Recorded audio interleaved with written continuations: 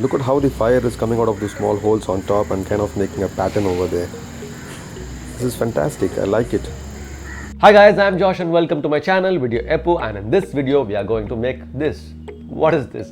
It's a top lift updraft biochar stove, sometimes called as a TLED or a TLUD stove. I've already made a video on how to make one of these and I've used a lot of graphics and I've tried to explain how this works. I'd used aluminum kitchen containers to make a working model. That video, my friends, has got some really useful information and you can watch the video by clicking on the I button on top, or you can always find the links in the description. If you want to understand the concepts of this stove, I would totally recommend watching it. However, during the first test, the bottom of one of the aluminum containers melted away. It served as a proof of concept, but then I wanted to make a proper one. And here it is. It is exactly like the model I showed you in graphics, but now it is real. It is made out of sheet metal, which is rolled into cylindrical tubes like this. I'm quite happy the way it has turned out to be. Let me show you how I made this TLUD stove.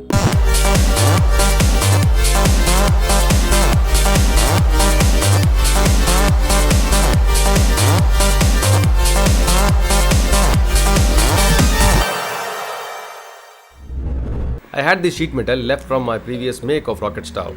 Since I had this stock, expense on additional sheet metal was sparse. There is going to be a few trips to the industrial yard, and that is because I'm trying to accomplish whatever I can do here and then take it to the industrial yard for the parts that I cannot make here. There are a few obvious reasons for that. One obviously is cost cutting.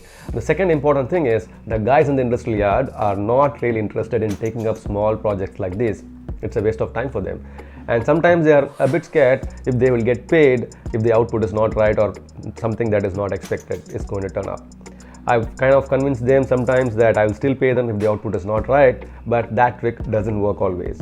So for making this process much easier, I'm trying to do whatever I can do here and then take it to the industrial yard. Right after the purchase, the sheet metal was sliced on the hydraulic machine. It was way faster and accurate. I've got two large rectangular pieces here, and this large rectangular piece is going to be made into a cylindrical tube, the external tube for the TLED stove, and this one is going to form the inner cylindrical tube. And there is one plate here which is going to be cut into circular plates which will form the top and the bottom of the tubes that are going to be made from these plates. Again, you can watch my previous video to learn about the placement of the holes and why it is so important.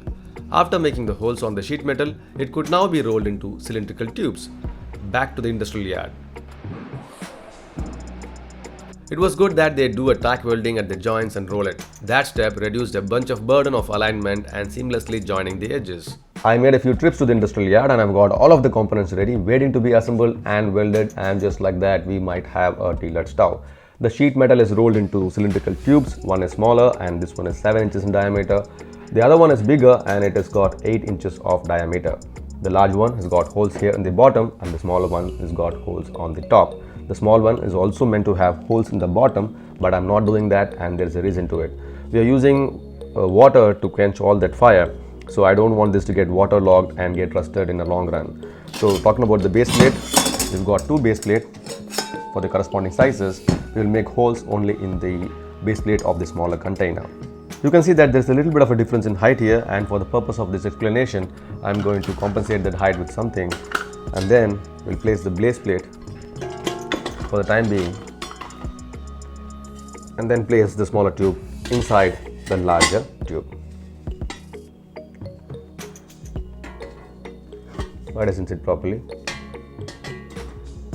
Okay, there is a difference in diameter of 1 inch, which means there is going to be half an inch of spacing between these two tubes. This gap needs to be sealed from the top, for which we are using a ring, and this will be placed here and welded on the seams and on the edges. So this way the air can be pulled in here because of draft, and it will travel adjacent to the walls and it will exit through the small holes here on top and support the fire that is happening right here in the center. And this way we could have a working TLED stove. To prep the pieces for welding, I started by removing all of the burrs. The grinding wheel on the angle grinder hogs the material and it only takes a few minutes to complete this task. I'm starting with the inner cylinder, and the base plate requires a lot of holes. I'm doing it before I weld this piece onto the tube. The base plate was welded to the tube. Note that I've placed the tube upside down. It's easier to weld this way. These nuts and bolts are here merely to compensate for the height of the inner cylinders so that we could match the top parts easily while welding. Then the tube was flipped over to its actual position and the top ring was welded. It is important that this ring is welded properly, sealed properly with no gaps that might cause air leaks later. The inner piece was slid into the outer cylinder. The metal tends to bend because of difference in temperature due to welding at particular spots. Professionals will know all of these nuances, but I'm learning through experience. The general trick I follow is tack weld first and then run the length of the weld. I've tried to get both of the cylinders as concentric as possible, but it is slightly off-centered. I don't think it is going to affect the performance of the stove too much. I've placed the stove upside down for the ease of work, and I'm going to add a base plate here and weld it. I'm not going to weld it all the way through. I'm going to do a little bit of a tack welds here and there, and that is because this is the part where air flows into the system, and even if there is going to be a leak, it doesn't really matter. Plus, this base plate is for safety, and so that amber does not fall out of the small holes and cause accident. Plus, it looks a lot more complete if you add a plate onto it. While I'm not sending this stove for a contest, it's better to grind away excess welding blobs. For this unit to function as a proper stove, we need to make a stand for the containers to sit on. But before that, let's test how this stove works first. The best part about this stove is we can throw in a small chunks of wood, biomass and coconut shells. Setting it on fire and getting it go is just like any other wood stove. The fun really begins once the fire gets going. You can see that the flame is jetting out from the top holes, but the fuel, the wood that we had put in, is charred and it is sunk to the bottom. Look at how the fire is coming out of the small holes on top and kind of making a pattern over there. This is fantastic. I like it. Don't know why sometimes the fire would go off and I had to use a blowpipe to start it again. I'm not sure how that would be possible when a container is sitting on top of it. Usually if I burn the wood that I put inside this stove, it would burn out faster, but this stove is still burning. I could straight away argue that it's a lot better compared to a rocket stove. When the fire subsided to a minimum or nothing at all, and this happened after an hour, which is plenty of time to cook a meal, I poured some water and put the fire off. There are wood pieces here that are still not burnt, which means the stove could have gone for a little more while. I guess I'd put it off a little too early.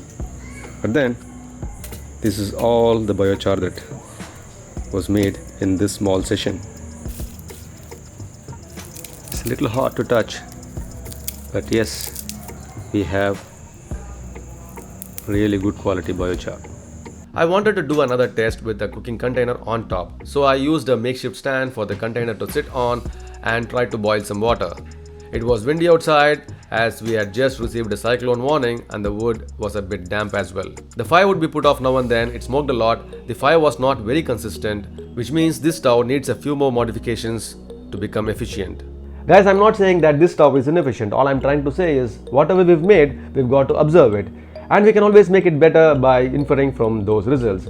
To start with, I'm going to make a top stand here which will be able to hold the container on top, make it in such a way that it gives out less smoke. Maybe look at all these welding seams and see for the leaks. Maybe add a couple of handles so that I can carry it around. And learning how to pack wood into the stove is something very important. If it is too loosely packed, it's going to burn out faster. There is not going to be biochar but a lot of ash inside, and if it is going to be too tightly packed, it's going to smoke out a lot. So those are some few important changes I'm going to make into this design and see if it is improving the efficiency of the stove that I've made. I hope you like this video guys, and if you do, please share it with your friends. And this video has happened because someone posted a comment on my channel asking me to make a tea-LED stove. Honestly, I did not know what that was. I was looking for answers and here we are, we've made a tea-LED stove.